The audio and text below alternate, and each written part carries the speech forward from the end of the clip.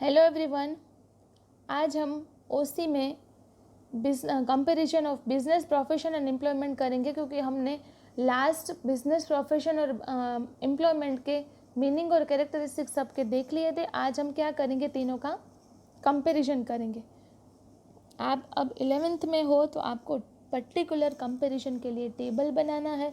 इस तरह का टेबल होगा, इसमें सीरियल नंबर, पॉइंट्स, बिजनेस मतलब कुछ जो भी पॉइंट है किसका कंपैरिजन है वो 3 पॉइंट्स लिखने हैं, 2 पॉइंट है तो 2 पॉइंट लिखने हैं।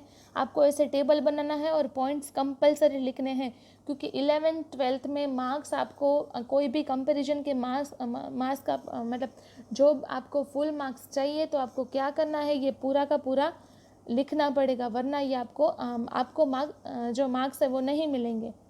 इसलिए आपको सबसे पहला पॉइंट है नेचर ऑफ वर्क। तो बिजनेस में क्या होता है कि goods and services are supplied to the customer in exchange of money. Goods and services है वो exchange of money, in exchange of money मिलते हैं। प्रोफेशन में क्या होता है, इन रिटर्न फीस मिलती है,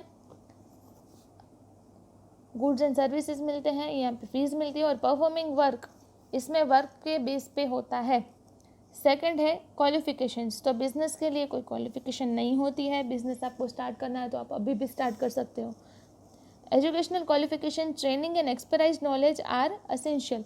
जब भी हम कोई प्रोफेशन में होते हैं तो हमको एजुकेशनल क्वालिफिकेशंस भी चाहिए और एक्सपर्टाइज नॉलेज भी हमको चाहिए। एम्प्लॉयमेंट में क्या होता है, qualification is required as per the nature of job. Qualification कैसी कि जॉब जैसी है वैसी क्वालिफिकेशन चाहिए। थर्ड है रिवॉर्ड और रिटर्न। रिटर्न जो बिजनेस में मिलता है तो उसको प्रॉफिट बोलेंगे, रिटर्न जो प्रोफेशन में मिलता है तो उसको फीस बोलेंगे। रिटर्न इज कॉल्ड सैलरी और वेजेस। फोर्थ है capital. Capital is required as per the nature and type of business. तो बिजनेस में तो कैपिटल चाहिए ही चाहिए। प्रोफेशन में limited capital is required at the time of establishment and इसमें नो कैपिटल इज रिक्वायर्ड। अब risk, uncertainty of profit and risk of loss remain in business. तो बिजनेस में तो क्या होता है कि अनसर्टेनिटी होती है किसकी, प्रॉफिट और लॉस की। कब प्रोफेशन में क्या होता है, नॉन रिसिप्ट और सर्टन फीस के, कभी कभी फीस नहीं मिलती है तो उसका कोई रिस्क होता है। लेकिन जब एम्प्लॉयमेंट की बात करते हैं तो उसमें कोई रिस्क नहीं होता।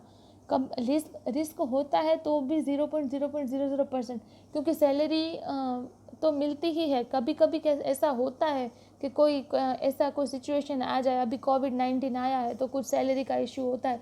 बाकी एम्प्लॉयमेंट में सैलरी का ज़्यादा इश्यू नहीं होता है, regular and fix salary employment में मिलती ही है। Code of conduct, legal provisions are to be followed. Business में लीगल प्रोविजंस फॉलो करनी पड़ती हैं और प्रोफेशन में तो करनी ही पड़ती है। Code of conduct is to be followed as per prescribed by respective professional association. CA है तो आईसीएआई का, फिर लॉयर है तो उसका जो भी एसोसिएशन है, प्रोफेशनल एसोसिएशन, उसके अनुरूप जो भी काम है वो करना है। अभी उसके बाद एम्प्लॉयमेंट, तो उसमें rule specified in the agreement are to be followed.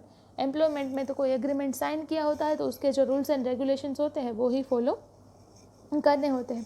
और लास्ट है ट्रांसफ़र ऑफ ओनरशिप। तो ट्रांसफ़र ऑफ ओनरशिप वो बिजनेस में पॉसिबल होती है, फिर प्रोफेशन में ट्रांसफ़र ऑफ ओनरशिप नहीं होती है, और एम्प्लॉयमेंट में तो ट्रांसफ़र ऑफ ओनरशिप होती ही नहीं है।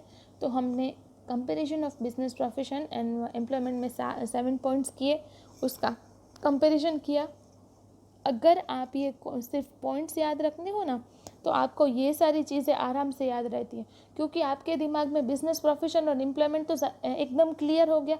तो आपको अब क्या करना है, सिर्फ पॉइंट्स याद करने हैं और ये क्वेश्चन देखे बिना आपकी बुक में लिखना है।